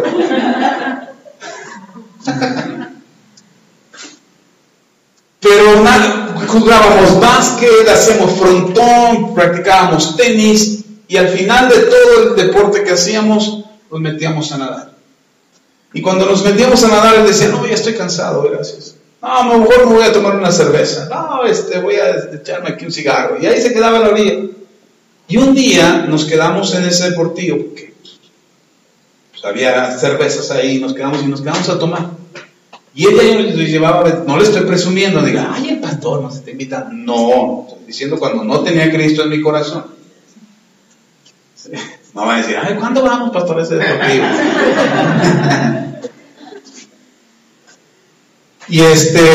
Y nos íbamos, y ese día él se puso a tomar antes que nosotros. Entonces cuando nosotros salimos, pues él ya estaba bien entonado, nos tomamos unas cervezas más, y cuando nos dimos cuenta, él se arma de valor y se avienta a la alberca. Yo dije, ya aprendió a nadar. Y se avienta, y todos, y correteando, así, y yo me le quedo viendo y no sale. Y no sale. Dije, no, se está ahogando. Y ya me aventé y lo saqué y lo llevé a la orilla, y sí se está ahogando. Y entonces entendí que el alcohol te nubla el sentido común. Porque todas las veces que fuimos, por años, hermano, años estuvimos yendo a ese deportivo. Y mientras él no estaba alcoholizado, él no se metía al agua. Pero ese día, ya estando alcoholizado, perdió el sentido común, aquello que lo mantenía vivo, y le dio igual aventarse. Hermano, se aventó como si supiera nadar, de verdad, si usted lo hubiera visto. Se aventó como si supiera nadar, y de repente no sale. Necesitamos sentido común. Ni siquiera te estoy diciendo que seas la persona más inteligente de la tierra. Ni siquiera te estoy diciendo que tienes que ser un genio para ser un santo. Solamente sentido común. Si esto te perjudica, ¿para qué lo haces? Si esto te daña, ¿para qué lo practicas? Si esto te está destruyendo por dentro y te está haciendo infeliz, ¿para qué crees en ello? ¿Por qué le crees a la gente lo que te dice cuando ni siquiera lo has comprobado?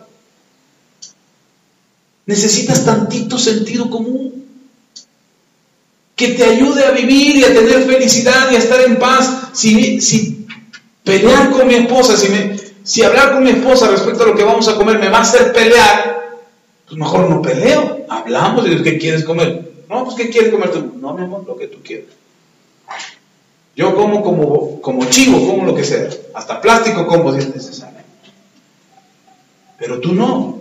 Si tú comes esto, te cae mal, si comes esto, te perjudica, si comes esto, no te gusta, entonces mejor dinos qué quieres comer. Y nos evitamos problemas. Y alguien puede decir, ay, es que el pastor siempre le dice que sí a toda la pastora. Hermano, yo quiero ser feliz. Y dejar de perder el tiempo en discusiones que no me llevan a ningún lado. Si voy a estar peleando porque, ay, es que está salado. Mira, ayer nos dio una... Ayer fue, ¿verdad? Ayer comimos pasamos a comprar birria. Y la llevamos a comer a la casa. Ahí llevamos al borrego. No sé. No, la birria de res, ¿eh? Llevamos la banca. Ya nos sentamos todos.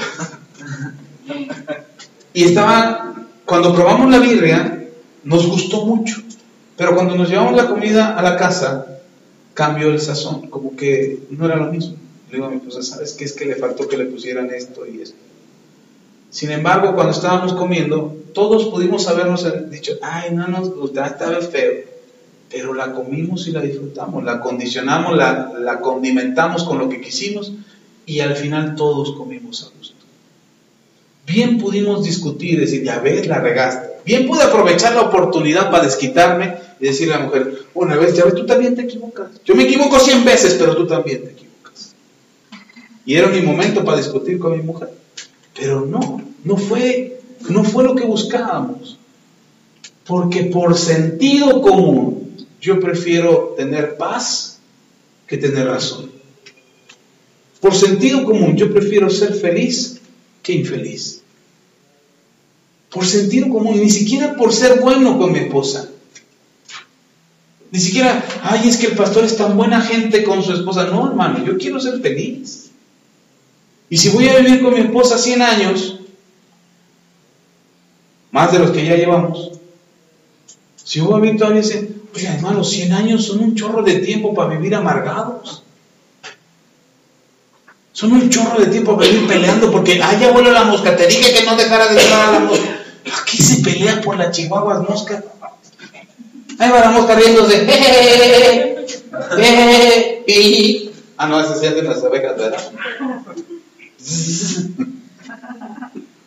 Y tú peleándote con tu mujer porque la mosca. Peleándote con tu esposo porque no te trajo 2 kilos de jitomates, te trajo 2 kilos de tomate, porque le sonaba igual. Ahora, ¿qué vas a hacer con tanto tomate? No te pelees. ¿Para qué te peleas? Sentido común. ¿Sí me está escuchando? Si yo sé que esto me pone mal, yo le digo a mis amigos, porque me preguntan, oye, Elsa, ¿por qué no tomas? ¿Por qué dejaste de tomar? ¿Te lo prohíbe tu religión? No, mi religión no me prohíbe nada. Yo puedo hacer lo que se me dé la gana. Ay, no te creo. A ver, échate una. No quiero. No quiero. ¿Por qué no quieres? Porque no quiero. Ay, cobarde, sacatón, te pega tu mujer, religioso, fanático. Digo, no, porque yo ya sé dónde termina ese camino. La vez que lo probé y que me gustó y que me agarré por ese camino, yo ya sé cuál es el final de ese camino, lo conozco. Ya estuve ahí. No quiero volver a ir, es terrible. Pierdes el respeto de tu familia, pierdes tu integridad, tu moral, te vale gorro tu cuerpo, te da lo mismo. La gente no te observa, te tiene miedo, la gente no te ayuda, te tiene lástima. Yo ya sé lo que es eso. Conozco ese lugar, conozco ese destino, no lo quiero vivir. Ay, una no es ninguna. Eso dije hace muchos años. Eso dije, eso pensé, que tenía el control sobre eso. Y terminé mal. No quiero eso, ya no lo quiero más en mi vida. Y por eso no lo hago. ¿Eso es santidad, hermano? Es sentido común. Pero eso me ha ayudado a apartarme del mal. Y entonces cuanto más me aparto del mal, más me acerco a Dios. Y entonces más me lleno de su santidad. Yo sé lo que es caminar de este lado, lo conozco. Ahora no le estoy diciendo, hermano, tiene que conocer este lado para que pueda acercarse del camino correcto. No le estoy diciendo eso. Otra vez, sentido común. El otro día venía de un viaje, había ido a predicar allá por Catepec, y venía de regreso, ya eran la 1 de la mañana, porque después de haber ido a predicar a la iglesia, los pastores me invitaron a su casa. Dice, vente, te invitamos a cenar, y voy a cenar a la casa de ellos, y estoy cenando, y platicando, nos dieron la 1 de la mañana. Y ahí vengo de hermano, de ida me supe el camino, pero de regreso todo oscuro, yo no sabía ni dónde andaba, y dije, ahora ¿cómo salgo de aquí? Y entonces en un semáforo veo a un hombre que está ahí parado, le digo, oye, ¿cómo salgo hacia Texcoco? O iba a venir por la Libre, ¿cómo llego hacia Texcoco? Y me dice, mire, no sé bien, pero me parece que es aquel el camino. Aquí sigue por ahí donde está el semáforo, y en el semáforo veo una patrulla que está con la torreta prendida. Cuando volteo hacia el semáforo veo la patrulla y está la torreta prendida. Digo, muchas gracias, buenas noches, que arranco y que me voy, hermano. Y que me paro detrás de la patrulla y que digo, ¿me podría decir cómo salgo? Y ya que me dice, mire, no sé bien. No es cierto, no es cierto. Me dice, mire, es este camino, agarre por allá y se va a encontrar con este semáforo, da vuelta a la izquierda y ahí sale. Hermano, yo no sabía si me estaba diciendo la verdad. Pero dije, ¿tiene autoridad? Es una autoridad, yo creo que al menos no me está mandando por el peor camino. Y entonces seguí su consejo y me encontré con el camino hacia acá. Y ya 1 hora después yo ya estaba en casa. No necesitas vivir lo malo para después acercarte a la santidad. Solo necesitas sentido común. Si alguien te está diciendo, no practiques eso porque te va a destruir por dentro, te va a hacer daño, te vas a encontrar con la catástrofe, vas a padecer, te va a doler, vas a sufrir, vas a vivir amargado tu vida. Hermano, por sentido común. Bueno, si me está diciendo es por algo. Cuando yo le digo, hermano, yo hice esto y esto y esto y esto, no le estoy presumiendo, le estoy advirtiendo que ese camino lleva a un destino. Entonces, por sentido común, por tantita inteligencia, yo me acerco a Dios. O sea, yo quiero vivir en santidad, quiero estar cerca de Dios, quiero experimentar su gloria, no quiero que lo santo de Dios se vuelva común en mi vida, sino tener presente siempre que Dios es santo y que entrar a su presencia me bendice. Entonces necesito tantito sentido común. Y conforme tú desarrollas tu sentido común y se vuelve ágil tu sentido común, te vas a dar cuenta que en realidad no eres tonto, que eres una persona inteligente. ¿Sí está conmigo? Bien. Pero si te están diciendo aguas que eso quema, y tú vas igual, quema. ¿Han visto un personaje así en las caricaturas? ¿Quién? Bob Esponja y Patricio. ¿Y qué le enseñaron a los niños? Sufre, padece, agóbiate, ten dolor y vas a ser una esponja muy feliz. Eso fue lo que le enseñaron a una generación con Bob Esponja. Yo le decía a mis hijos, no vean eso. Y cuando no los veía, lo veían. No vean eso. Mira qué nivel es un tonto que te está enseñando a ser tonto, que no usa su sentido común. Oye, ¿qué, Mavi? Ponen al que tiene más sentido común, lo ponen todo neurótico y amargado. Es el que más sentido. Yo lo veía y decía, ese me cae bien. No es inteligente, la verdad no era inteligente, pero tiene sentido común. Pero era el amargado, era el infeliz, era el que... Pero los otros tontos que cada rato se herían, se lastimaban, se hacían daño, no tenían nada de sentido común. Y eso es lo que nos enseñaron, o lo que nos quieren enseñar. Que sufras, que te duela, que te cueste, que... no importa. ¿Por qué? Porque eres un tonto, porque no tiene sentido común. ¿Está conmigo? Y le puedo hablar de muchas caricaturas más. Y la ardilla esa que parecía que era la más inteligente de todas, que parecía la más ¿cómo se llamaba? Arenita. Esa, que parecía la más inteligente. Acá no lo veían, ¿verdad? Pero parecía ser la más inteligente de todas, ¿verdad? Parecía ser la más inteligente. Pues de inteligente no tenía nada, porque vivía en un lugar donde no tenía que estar.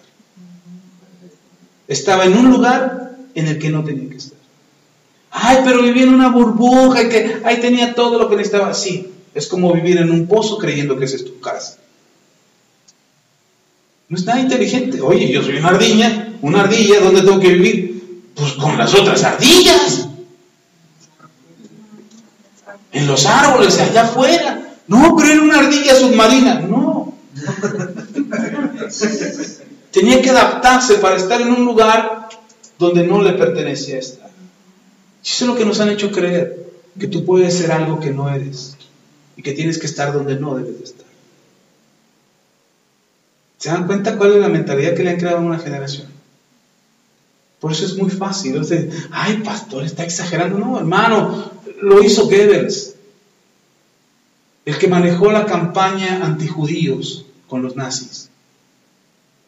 Él fue el que dijo que los judíos eran la peor raza de la humanidad, que había que exterminarlos. Y lo repitieron tantas veces, y lo hicieron tan continuo, y lo hicieron de tal manera que los alemanes creyeron que era verdad. Y mataban judíos, y les parecía normal. Cuando ellos mataban, usted ve los documentales, hoy nos presentan en películas medio romántico, medio histórico, heroico, pero usted ve los documentales.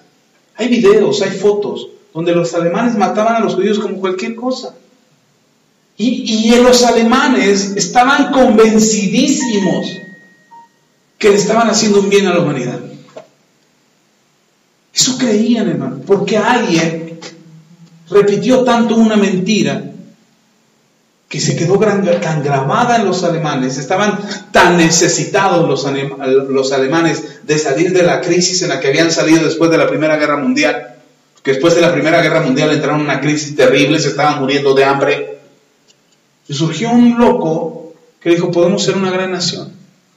Estaban tan necesitados de algo, de creerse algo, porque habían sido derrotados en la Primera Guerra Mundial, entraron con todo.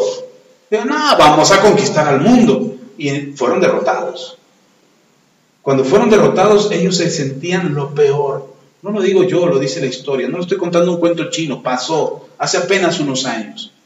Hace apenas 60, 70 años o más. Pasó, hermano.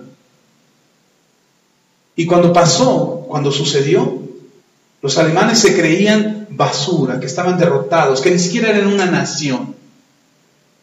Porque se fraccionó Alemania. Todavía no se dividían las dos Alemanias que conocemos, o que conocimos, los que conocimos. Que había dos Alemanias divididas por un muro. Pero cuando tienen tal necesidad, surge alguien que les dice, tú puedes ser grande, pero tienes que creer esto, y se lo cree. Y entonces empiezan a matar judíos. Y no solamente judíos, a todos aquellos de los que se ponían a ellos. O sea, y eso es el efecto que hasta el día de hoy funciona. Hoy funciona ese mismo método que usó Goebbels, un cuate, un genio, pero para el mal. Ese método que usó él, hoy funciona. Hoy sigue existiendo. Por eso sentido común, necesitamos tantito sentido común. Decirle a tus hijos, ok, véelo, si es necesario, pero si no es necesario, no lo veas. Ok, puedes ver esto, pero no es la realidad, eso es una mentira. Mis hijos no tuvieron juegos de video hasta que David tuvo 12 años. 12 años. Como 13, ¿no? Ya iba a salir de la secundaria. De 13 y 14 años. Mis hijos no había juegos de video en la casa para ellos. Y surgió en mí la idea de comprarle juegos de video, porque en una ocasión fue al cumpleaños de un amigo de la secundaria, hicieron fiesta de cumpleaños, lo invitaron a él, él fue, y cuando fue a la fiesta de cumpleaños, Cuando lo fui a recoger, lo fuimos a dejar y luego lo fui a recoger, la señora me dice, oiga, qué niño tan tranquilo David, ¿eh? Sí, se la pasó jugando. Sí, ay, qué bueno. Sí, en el juego de video, en el Xbox, no, sí era un Xbox. Se la pasó jugando en el Xbox de mi hijo. Dije, mi hijo jugando, pues si nunca ha jugado. Entonces cuando sale, le pregunté, oye, ¿que estuviste jugando? Sí, papá, es que cuando todos jugaron, cuando estaban jugando todos mis compañeros, todos me ganaron. Y yo jugaba y me ganaban y me sacaban rápido. Y otra vez jugaba y me ganaban y me sacaban del juego otra vez rápido. Pero cuando todos se salieron a jugar afuera, al patio, yo me quedé adentro jugando para practicar. Y eso a mí me molestó mucho. Me molestó mucho que mi hijo no supiera lo que era, cómo se jugaba un juego de video. Entonces le propuse a mi esposa que comprara uno. Y mi esposa no quería. Y decía, no necesitan, hay mucha violencia. Y ya finalmente nos convencimos los dos, como en el bosque de la China. Ella que sí, yo que no. O yo que sí y ella que no. Y finalmente nos convencimos y compramos el Xbox. Pero lo que no me percaté yo, y no me di cuenta, que mi hijo mayor estaba en edad de tener un juego de video, pero mis hijos más pequeños. Entonces no me percaté de eso. Y entonces cuando me di cuenta, mis hijos más pequeños ya estaban en el juego de video. Y lo que no me di cuenta es que el más pequeño de los tres se volvió más aficionado a los juegos de video que los otros dos. Porque su mente era más frágil cuando él era pequeño y tuvo acceso a esos juegos de video. Y entonces nuestra lucha ha sido siempre en la casa tratar de enseñarles que hay una diferencia entre el juego de video y la realidad. Gracias a Dios son inteligentes mis hijos y han usado su sentido común. Pero tú puedes oír a niños entre la edad de 12 y 14 años que no saben distinguir la realidad a la fantasía de un juego de video. Y entonces te puedes dar cuenta que su sentido común está atrofiado, está afectado. Ahora no solamente son los juegos de video, ahora tienen acceso a los juegos de video desde su celular. Y no solamente a los juegos de video, también tienen acceso a las redes sociales. Y legalmente las redes sociales son a partir de los 16 años. Eso es legal. Antes que eso, no es legal. Lo sabe Facebook, lo sabe Twitter, lo sabe YouTube, lo saben todas las redes sociales, que un niño menor de 16 años legalmente no puede acceder a las redes sociales. Legalmente. Y por eso lo prohíben.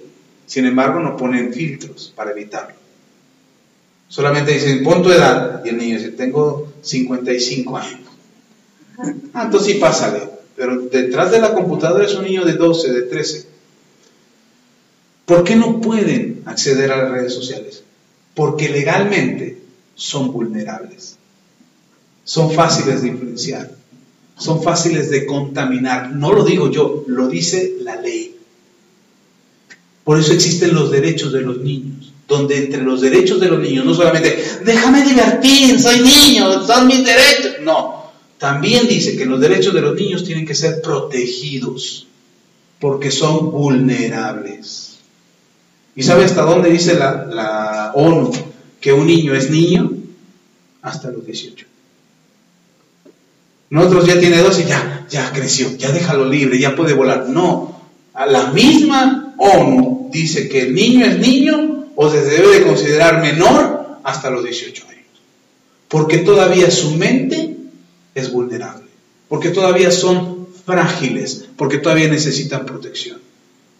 Pero nosotros hemos permitido, en nuestra sociedad permisiva, hemos permitido que nuestros hijos sean contaminados, dañados, vulnerados en su sentido común. Y entonces cuando crecen, su sentido común ya está dañado. Y por eso dice la Biblia que a lo bueno llaman malo y a lo malo llaman bueno. Eso va a pasar y eso ha pasado por generaciones. Pero el enfoque de hoy, de este mundo y de esta sociedad, no, hermano, le estoy hablando de santidad y mire dónde estamos hablando. Pero este mundo y esta sociedad no está buscando incitar a los jóvenes a pecar. Dice, ay, es que el mundo está provocando que los jóvenes caigan en la perdición. No. Lo que este mundo está provocando es que el sentido de los jóvenes, el sentido común de los jóvenes, quede anulado, quede bloqueado. Y no puedan distinguir qué está bien y qué está mal. Eso es lo que están buscando. Y entonces, que en la mayoría podemos decir, es que esto es bueno, todo. No han oído, yo me acuerdo en mi tiempo, le decía a mi mamá, mamá, ¿me dejas ir a la fiesta? Sí, ¿a qué hora llega? A las 11. ¿Cómo a las 11? No, a las 8 te quiero aquí. Ay, mamá, a las 8 apenas empieza lo bueno. No, a las 8 te quiero aquí. Aquí te quiero ver a las 8. Mamá, pero todos mis amigos van a llegar a su casa hasta las 12 de la noche porque me vale gorro tus amigos. Tú eres mi hijo y aquí te quiero a las 8. Eso fue maravilloso hasta mis 18 años. A los 18 años, mi papá se le ocurrió decir, déjalo que llegue a la hora que quiera. Cuando dice eso mi papá, para mí fue la libertad. Y entonces llegaba a la 1, 2, 3 de la mañana y había veces que no llegaba. Y uno puede decir, ay, qué padre, es tan buena onda. No, eso fue lo que me llevó a la perdición. El que no hubiera un límite, el que mi sentido común hubiera quedado bloqueado. Que yo creía que lo bueno era malo y que lo malo era bueno. Entonces, cuando tú entiendes y liberas tu sentido común y le das libertad a tu pensamiento y te vuelves una persona inteligente y entonces luchas por tu vida, hermano, ni siquiera te estoy diciendo por la iglesia, por el Señor, por la palabra de Dios, por puro sentido común, entiendes que tu supervivencia depende mucho de tu manera de pensar, cambias tu manera de pensar. Y empiezas a hacer las cosas que son correctas. Hoy los médicos, yo oigo, mi oficina está pegada a los consultorios, y oigo las 3 voces de los 3 médicos. Hay 2 médicos, hombres y una doctora, y a los 3 los escucho dando su consulta. ¿Y sabe qué es lo que más escucho frecuentemente? Recomendaciones a los pacientes, por su salud, por su cuidado, por su bien. No coma esto, no beba esto, aléjese de esto, tome descanso, tómese su medicamento a tiempo. Y la gente dice, ay doctor, es que no puedo, me gusta tanto. Es que la comida no sabe sin sal. Y el médico dice, pero se está muriendo, señora. Es que prefiero morir contenta que me den. De verdad, en serio, todos los días que voy a mi trabajo estoy oyendo la consulta de los médicos. Y estoy oyendo lo que dicen y cómo la gente se queja de qué es lo que quiere. Su sentido común está bloqueado. Por sentido común, cuidas tu cuerpo. Por sentido común, cuidas tus finanzas. Por sentido común, cuidas tu relación con tus padres. Cuidas la relación con tu esposa. Cuidas la relación con tus hijos. ¿Por qué? Por sentido común. Yo le agradezco. Platicábamos el otro día mi esposa y yo, y le agradecemos tanto a Dios porque hablábamos de nuestros hijos.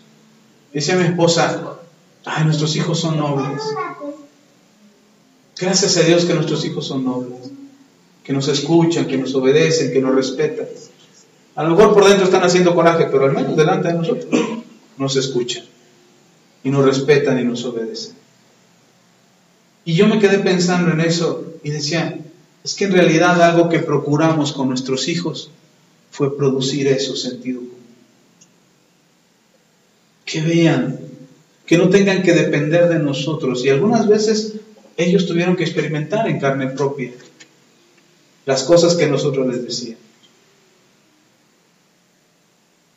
Ya les platiqué de la vez que Isra se quedó encajado con un vidrio en el brazo. ¿Cómo dije yo? ¿Y cómo es? ¿Y cómo dije yo? Se le encajó un vidrio a Israel en el brazo. Y es que dije, se quedó esperando. O iba a decir eso primero. Y tuvo que aprender, apenas estábamos comiendo, ¿tá? Y se empezaron a corretear por comida. Estábamos comiendo y no me acuerdo qué pasó, pero se empezaron a corretear con la comida. Israel dice, no corran por la comida. Ya ven que luego pasan accidentes. ¿De dónde salió eso? De la vez que él tuvo con el vidrio aquí, con un accidente porque se iban correteando por comida, por una botella de cajeta. Hermano, se los he dicho 1000 veces. ¿Aprendemos por el consejo o aprendemos por el pellejo? Pero lo que tienes que tener es un sentido común libre, libre de ataduras, libre de prejuicios, libre de paradigmas preestablecidos por una sociedad que está tratando de imponerse en tu vida. Yo respeto mucho el pensamiento de la gente, lo respeto. Si alguien dice, yo soy un marciano, digo, qué bueno, dime de dónde vienes. Un marciano viene de Marte, pero hay marcianos que se creen de otro planeta. Entonces, yo respeto eso. Y si me dice alguien, yo soy un dinosaurio, pues te respeto. Respeto tu dinosaurianidad en lugar de tu humanidad. Te respeto. Pero de eso, a que yo piense igual y que yo le enseñe a mis hijos, es que hay dinosaurios hoy en día. He visto uno hoy en la mañana. Sentido común. Yo no le diría a mi hijo, eso es verdad. O eso es cierto. Por puro sentido común. Ni siquiera porque soy cristiano. Ni siquiera porque temo a Dios y porque creo en su palabra. Ni siquiera por eso. No le he hablado de eso todavía. Estoy hablando de algo que tenemos todos.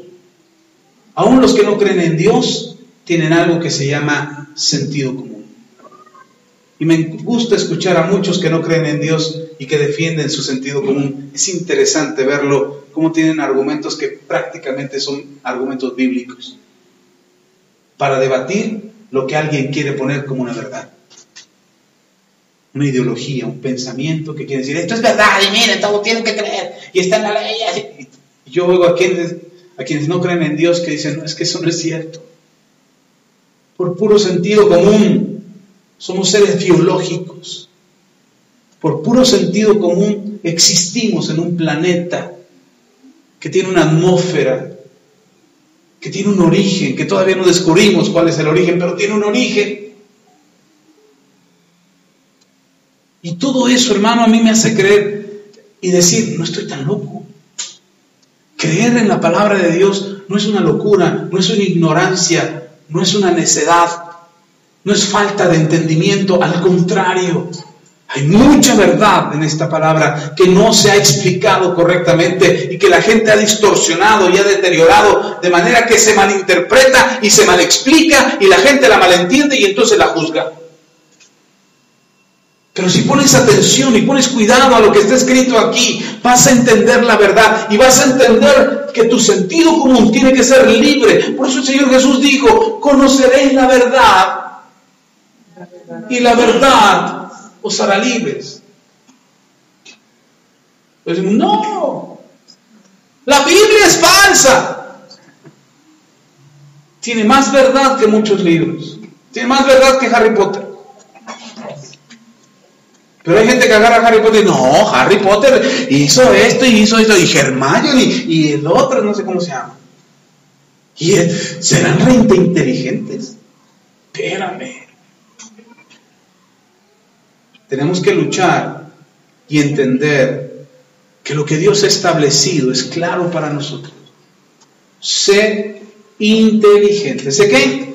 Inteligente. ¿Sé qué? Inteligente. Y todavía no vamos al dominio propio. Y nos falta la esperanza. Y entonces, si entendemos esos tres principios, sentido común o inteligencia, dominio propio y esperanza, vas a saber qué es vivir en santidad. Cuando Dios habla y dice, sé santo como yo soy santo, no te está diciendo sé religioso como yo soy religioso. O sé un fanático porque yo quiero un club de fans. que me den like siempre en Facebook. Sí, uno necesita un club de fans, por eso no está buscando fanáticos. El Señor no es religioso, por eso no está buscando gente religiosa. El Señor es santo, por eso está buscando gente santa. Y ser santo no es ser religioso, ni es ser fanático. Ser santo es entender, por sentido común, qué te conviene. Por sentido común, no por otra cosa. No porque eres cristiano, porque eres evangélico, porque eres protestante, porque vienes a la iglesia. No, por sentido común, por pura inteligencia. ¿Me conviene o no me conviene?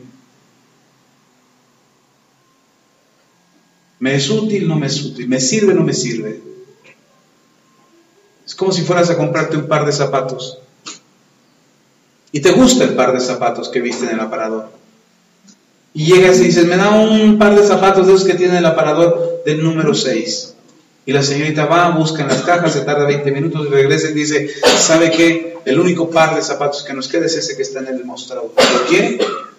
Sí, claro, ese es mi número, ¿son del número 6? No, ¿qué cree? Que son del 5. Pero es el único que queda. Y cuando te los muestran, están todos polvosos, sucios, un poco torcidos, decolorados por el sol, que los tienen en exhibición. Pero es el que te gusta. Y entonces te lo mides y dices, ay, siento que me aprieta un poquito, siento mis dedos así, y traes los dedos así. Pero son los que me gustan. Y yo he visto, de verdad, he visto gente que se los compra. ¿Por qué te los compraste si no te vieron? Porque eran los que me gustaban y eran los únicos que había. Y el amor. Hermano, tantito. Y lo demás te los vendieron carísimos. Y de repente te encuentras con una amiga que trae los mismos zapatos, pero esos estuvieron en la caja guardaditos en la bodega y tienen un color brillante, radiante. Entonces ves los tuyos, están todos despintados, descoloridos por el sol, que hasta apenas te da y los escondes y dices, ah, no, es que este es otro modelo. Y andas caminando así. Porque no te quedan los zapatos. Hermano, he visto gente que lo hace. Yo no sé si ustedes lo han hecho alguna vez.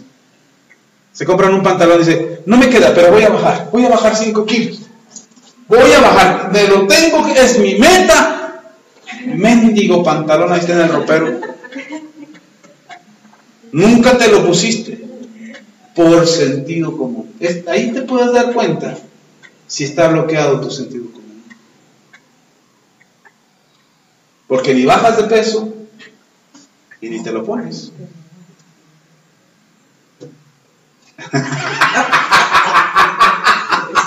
Eso se lo platico la próxima reunión. No, eso ahorita no se lo cuento ahorita porque va a perder todo enfoque en lo que estoy diciendo. Pero necesitamos sentido común. Estamos sentido común.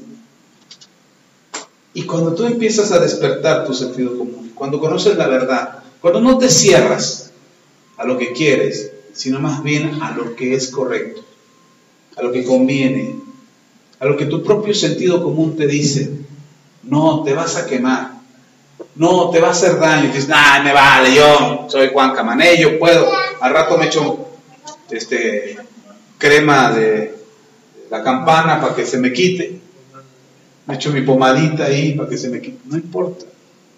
Sentido común. ¿Sí está conmigo? Ok, vamos a ver. Y nos quedamos apenas en lo primero, faltan los otros dos.